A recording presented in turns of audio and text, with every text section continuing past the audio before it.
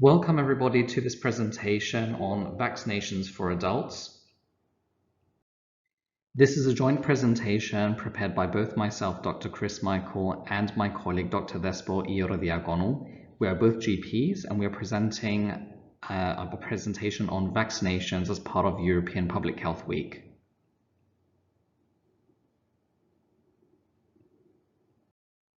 We declare no conflicts of interest.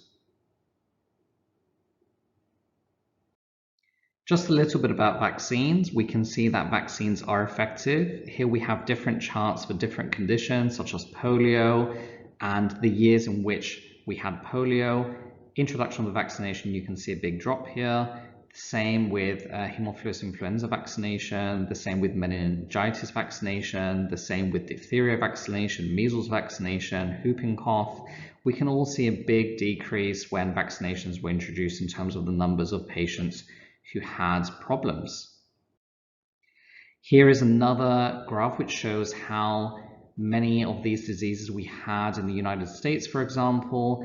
Here's a big one, measles, with over 500,000 cases, pertussis with over 200,000 cases, and now due to vaccination, we've significantly decreased the numbers of these conditions. Vaccines help to prevent up to 3 million deaths a year, and if we increase vaccination uptake globally, we can increase our protection by 1.5 million deaths. Today we will be discussing the flu vaccination, pneumococcal vaccination, commonly known as the vaccination for pneumonia, shingles, tetanus vaccination, HPV or vaccination against cancer of the cervix. Some other vaccinations will be mentioned. However, it's important to note that this is not a full overview of all vaccinations, and we will not be discussing the COVID vaccination here. That's beyond the scope of this presentation. So who should be vaccinated? In particular, older groups, particularly those over 60 or 65, depending on the vaccination. Vulnerable groups, we'll be discussing that more later. Those who come in contact with babies and those who come into contact with those who belong to the vulnerable groups, health workers and care home workers, anywhere where there's a high concentration of people, such as in the military, in university campuses, in refugee centers, pregnant women and breastfeeding women, anyone who might have no proof of vaccination as a child, as well as other occupations, and we'll list some specific jobs later on in the presentation. So who are the vulnerable groups? Well, this varies slightly from vaccine to vaccine what the criteria are, and it also varies from nation to nation, but generally it's the elderly, those who suffer with serious heart conditions such as heart attacks, lung conditions such as asthma, particularly serious asthma requiring regular medication, kidney disease, particularly those requiring dialysis, anyone who has severe liver problems, diabetes, both type 1 and 2, those who suffer with blood conditions such as thalassemia or sickle cell, anyone who doesn't have a spleen or whose spleen isn't working correctly, those who have weak immune systems, for example, those who have had kidney transplants, who have HIV, or who are on specific medications such as methotrexate or other medications which dampens down their immune system. Also, those who have serious nerve conditions such as multiple sclerosis or strokes, those who have specific medical devices such as implanted hearing aids, not regular hearing aids, we're talking about ones which are implanted into the skull, those who are very obese, so those who have a BMI above 40, and just a little reminder about BMI, how to calculate your BMI, it's your weight in kilograms divided by your height in meters squared. So for example, if your weight is 70 kilograms, you would divide that by your height. Let's say your height is 1 meter 70, that will be 1.7 for 1 meter 70 times 1.7, so you get your squared, and you would divide the weight by the result. Also those who have alcoholism or other conditions which put them at risk. So how do vaccinations work? Well, our body is very smart, and what our body does is it produces these little things here called antibodies, and antibodies find the germs which enter our body, so that could be the flu virus, it could be a pneumonia bacterium, and they go and stick on the germ, And this allows our immune cells, our soldiers as it were, to go and pick them up and eat them and destroy them, as well as destroy them in a multitude of other ways as well. This is an oversimplification of the immune system. However, it essentially describes what our bodies would normally do if we came into contact with a germ. However, vaccines, what they do is they help us produce these antibodies before we even come into contact with these germs. The purpose of vaccinations is not necessarily to completely eradicate our catching the disease, although that's the best scenario is for us to develop no symptoms if we come into contact with the disease, but it's to shift the disease effect away from the worst case scenario, which is death or hospitalization, and more towards mild symptoms or no symptoms. This is the purpose of vaccination. No vaccine, of course, is 100% effective at doing this, although the more effective the vaccine, the more effective it is at shifting from death to hospitalization over to the mild symptoms and no symptoms spectrum of disease. A little word about flu. As we know, we've probably all seen this image before. It's spread through droplets, through sneezing, coughing. Often these are invisible. We can't see them to the eye. Also, if we touch areas which are contaminated, such as door handles or tables, it can be transferred. It can cause quite a bit of sickness, and the worst case scenario is flu pneumonia. Now, this is unfortunately too common. Up to 20% of individuals can get flu during the wintertime globally, according to the World Health Organization, and it can cause upwards of 650,000 deaths per year. So it's quite an important bug, and it does cause quite a lot of problems.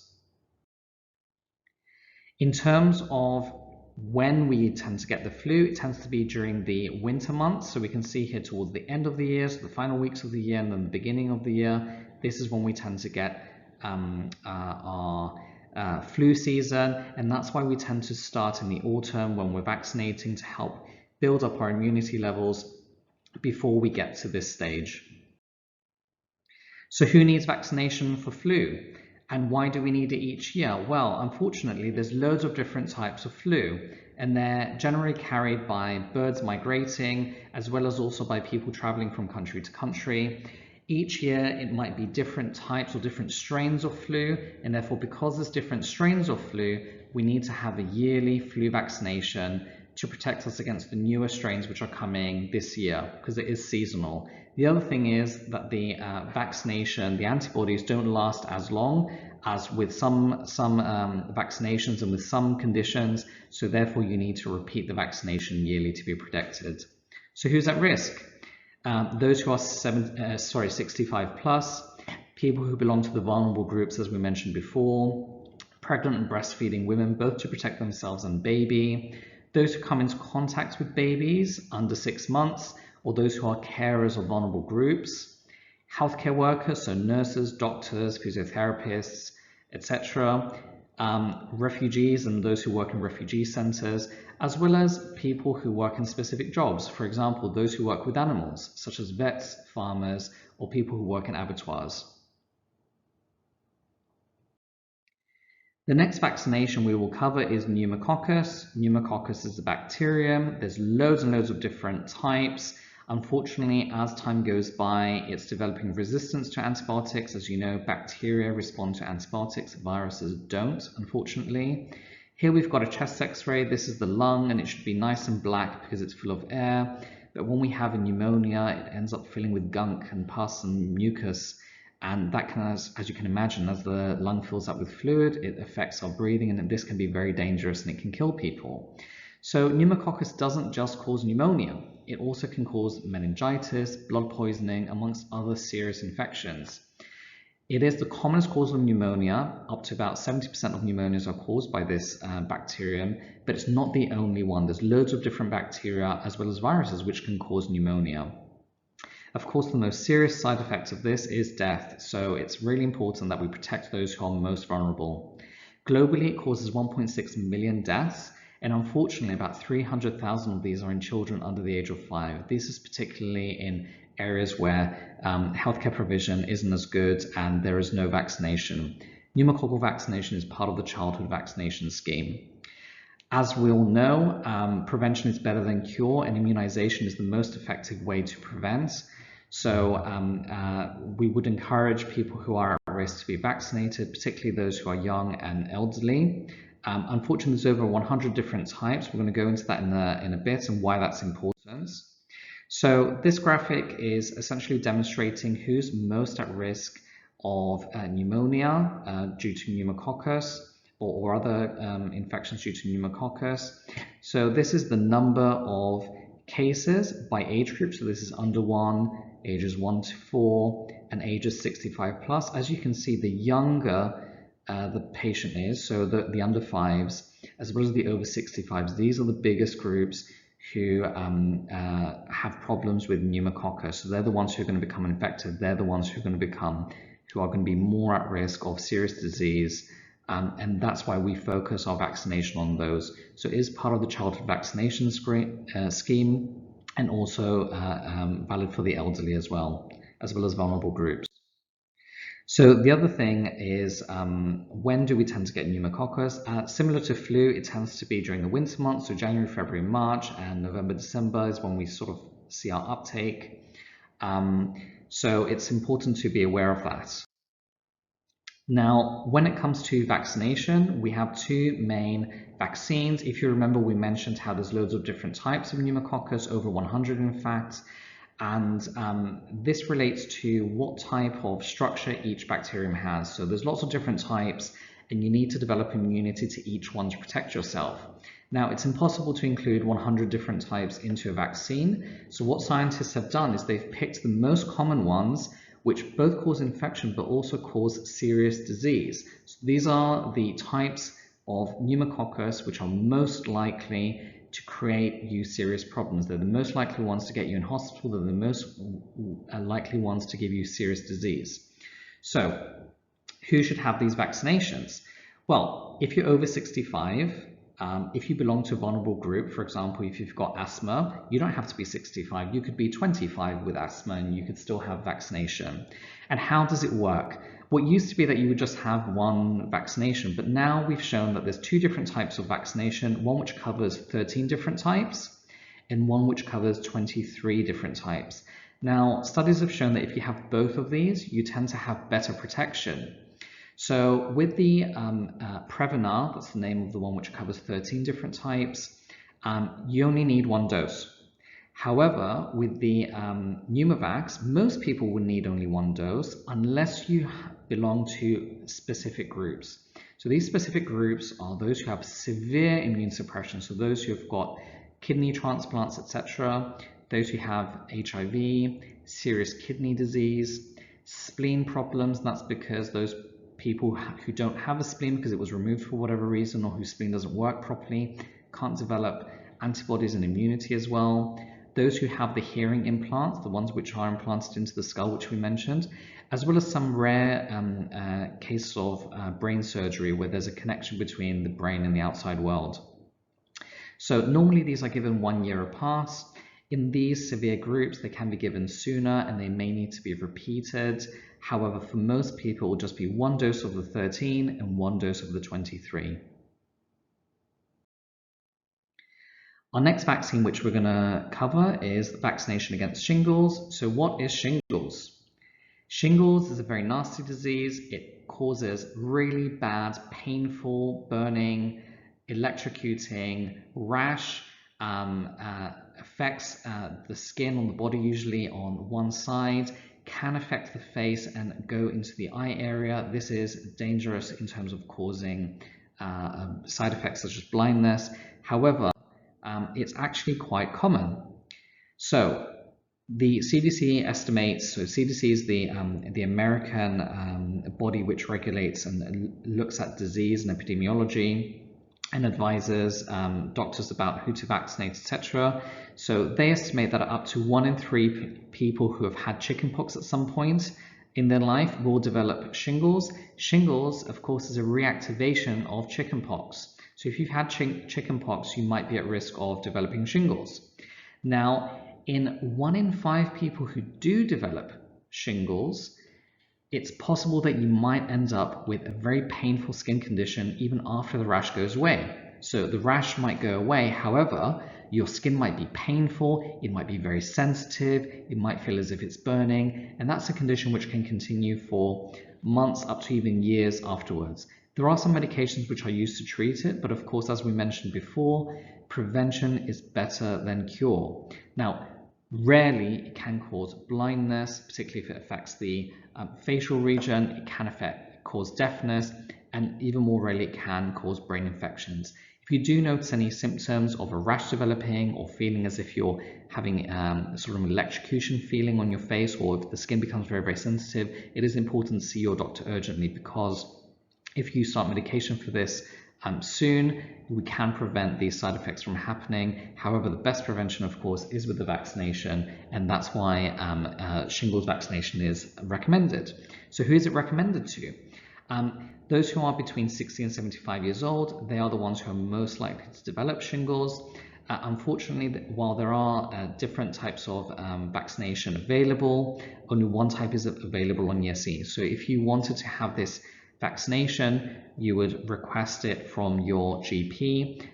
Here at the medical center of the university, you would speak to the nurses and arrange for them to order a vaccine for you, because we need to order them to come in before we can administer them. So our next vaccination, which we're going to talk about, is called HPV.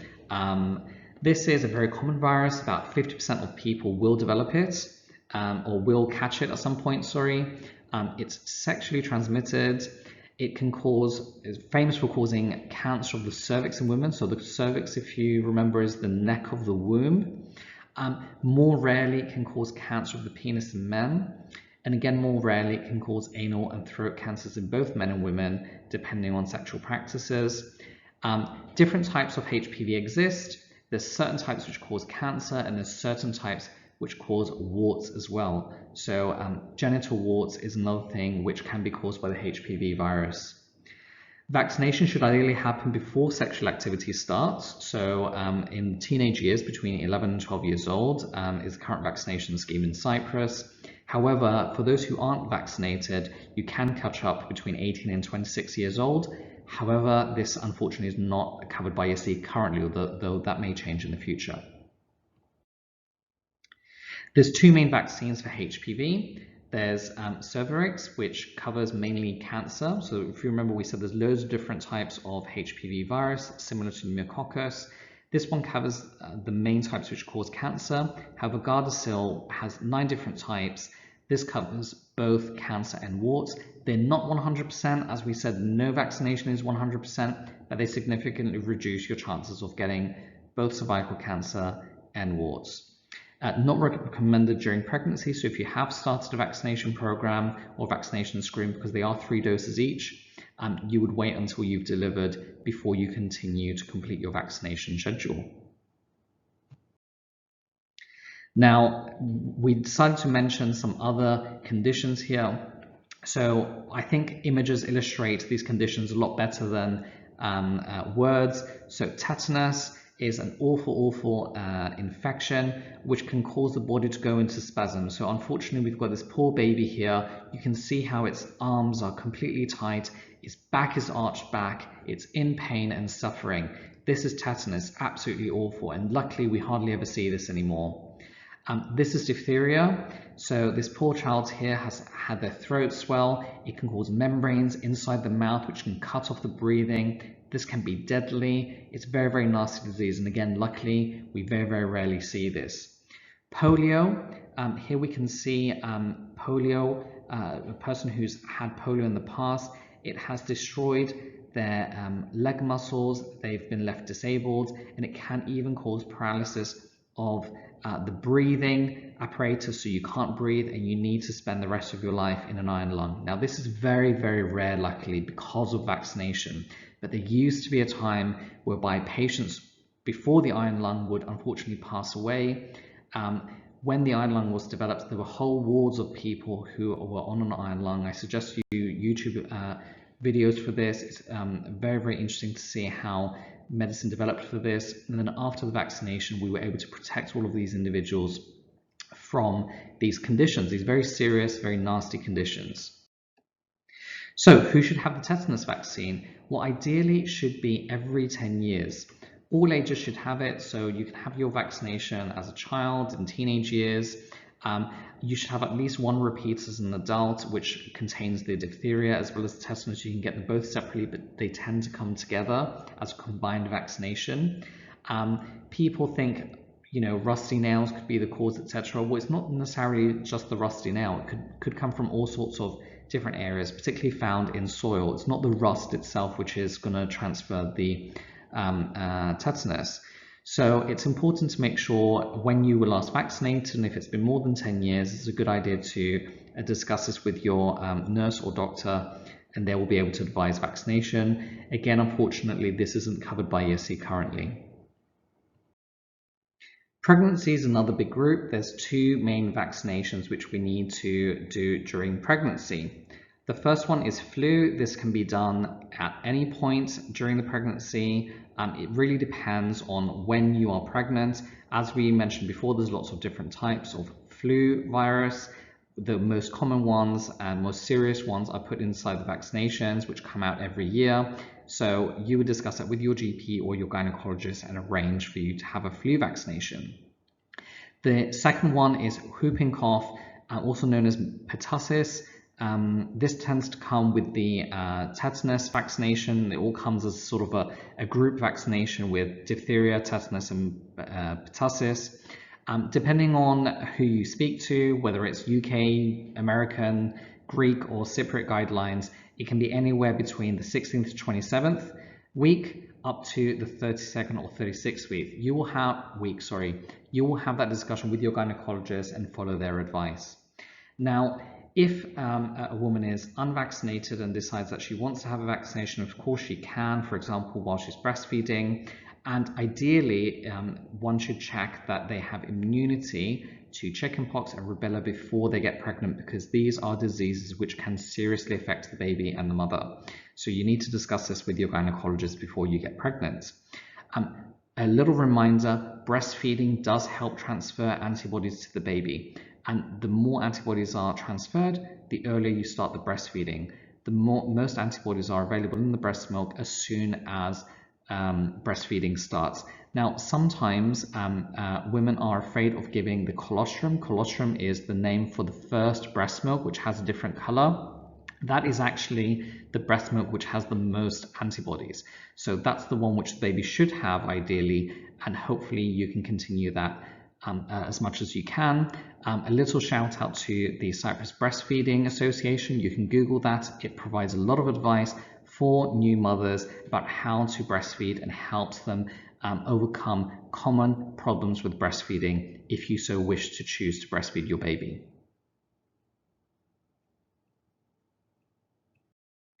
Another special group is soldiers and students. We recommend booster doses of tetanus with or without the diphtheria or polio inclusion if there's been more than 10 years since the last dose. Meningitis vaccination, if it hasn't already been done, to be done before university starts. You need a dose and then a booster 5 years later, particularly if you are still at risk. So for example, if you're still in halls or in an environment where you are with a lot of people and more likely to catch meningitis. Depending on your case, so for example, if you've got asthma, you would have a flu vaccination yearly, or if you are a carer, for example, who belongs to a vulnerable group, or if you've got a young baby, or if you're pregnant, we recommend the flu vaccination. In terms of a lot of universities, they often require confirmation for immunity against measles, mumps, and rubella. This is commonly given as an MMR vaccine. Some countries don't give the MMR vaccine. They maybe have given the vaccine separately, so you would have to check that with your doctor.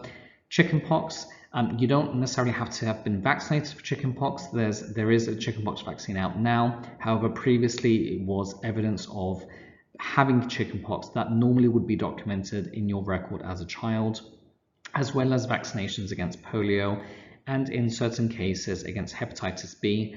that tends to be a vaccine of 3 doses, 1, 2, and 6 months apart. We tend to give that to people who are in the military or people who belong to specific groups who are more at risk. Now, you may have questions about why we haven't included vaccine side effects for each one of these, and the reason is because it really is very dependent on which vaccine you're going to go for. Each year, for example, the flu vaccines are different. They will have a different set of side effects and different rates of side effects, so how common those side effects are. So it is important to check each year and for each vaccine that you have, which side effects they have. So you would have to speak to your nurse or doctor depending on which one you choose. Generally though, most vaccinations have local pain on the site of where the injection is. You may develop a fever, which you can use paracetamol for. You may develop flu-like symptoms, again, which you can treat with paracetamol and bed rest. Those are quite common in most vaccinations. These are generally temporary and go away after a couple of days. Obviously, if you're feeling very unwell or if you're not improving, then of course, please contact your doctor. Most vaccinations, in fact, all vaccinations are generally safe, otherwise they wouldn't be approved. However, there are some serious side effects. These are generally rare. So you would have to see each individual vaccination and immunization that you're going to pick, what the rates of serious side effects are. Some of the commonest ones, for example, with flu vaccination is a condition called Guillain-Barré. This is a condition whereby it causes problems with the nervous system. It's pretty rare to happen. It can happen though, so you might want to discuss this with your nurse or doctor, whoever's administering the vaccine. As you might be aware, it's very difficult to give individualized advice through a general presentation, so the ideal thing would be for you to discuss your particular circumstances with your doctor or nurse, and that way they'll be able to give you personal advice. For example, if you're not sure if you belong to a vulnerable group or not, the doctor or the nurse will be able to advise you on that. Thank you very much.